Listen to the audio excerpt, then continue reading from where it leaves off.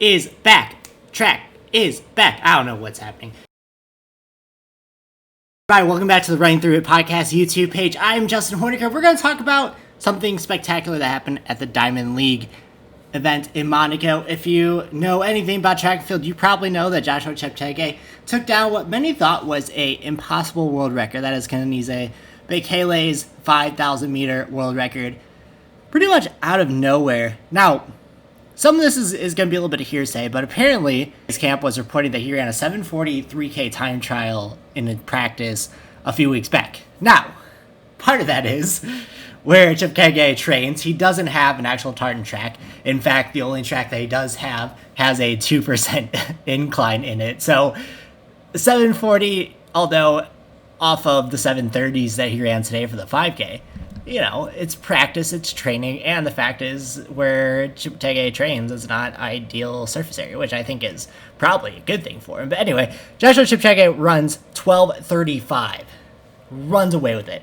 On the close-up, if you watched it on NBC Sports Gold, also NBC Sports Gold, we'll talk about that some other time, but having a real mess of it today. No better way to welcome back track and field than a world record in a impossible race, as well as some other quality runs. If you haven't watched the meet, if you can't watch it back, you definitely should. A lot of world leads, a lot of PRs. Noah Lyles looked great in the 200 meters. And frankly, anytime you have there's just not enough you can say about this world record. For one, Cheptegei ran 4:03 miles, 60-second laps primarily. 4:03 mile would have ranked you 73rd in NCAA D1 indoor this year. It would have had you All-American at the D3 level, and you're doing that 3 times plus. And you're just totally rolling through world-class competition. Ingebrigtsen's looked really well. A couple of things that come to mind anytime a record like this is set. The first one is he clean? That's a big one, especially nowadays. And when you're breaking someone like Bekele's record, someone who has been so dominant. Not that Cheptegei hasn't been dominant, he's been great for years, but no one had him at the level of Kenenisa Bekele. I think he is. There's nothing to say he isn't, and I hate this idea that you have to assume people are guilty of doping. But it's unfortunate that we have to talk about this anytime someone sets a world record. I just think that we have to sit down, we have to understand just how impressive of a race this is. Not only did you win the race in a world-class competition at Monaco, which is just a fast meet every year, and for it being the kickoff, athletes are hungry, athletes are racing with fresh legs, they're not beat up from the circuit, they've been champing at the bit to get out there. There's something to be said for not racing that often. You know, a couple of key races a year, you can really key in on something like this. Now, Cheptegei had what sounds like a roller coaster to actually get to this meet.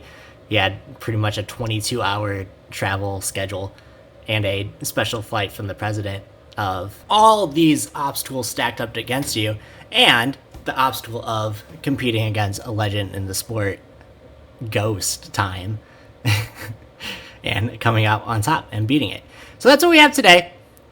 Huge event at Monaco. Huge way to kick off the Diamond League. And we go from there to tomorrow or today when this video comes out, because I will release it tomorrow from this recording, in Nashville. USA Domestic Circuit is kicking off. Music City Distance Carnival will be taking place, and this is going to be a huge step for the U.S. as well.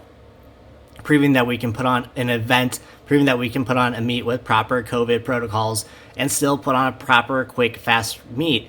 You will probably see some Tennessee soil records go down from when they hosted the trials in the 1980s. That's where a lot of these records come from. Mary Decker-Slaney has one of them. I think she has the 1,500 meter record.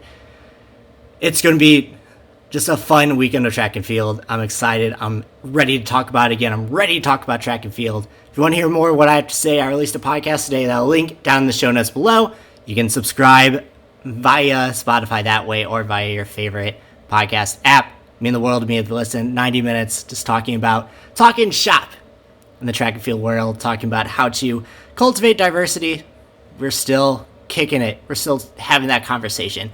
Also talk to Dave Milner, who is the race organizer of Music City Distance Carnival, just about all the protocols in place. And then we talk about the world record a little bit more as well. So thank you so much for watching. If you like this video, if you like what I have to say, if you like my point of view, give me a thumbs up, go ahead and subscribe, and we'll talk soon.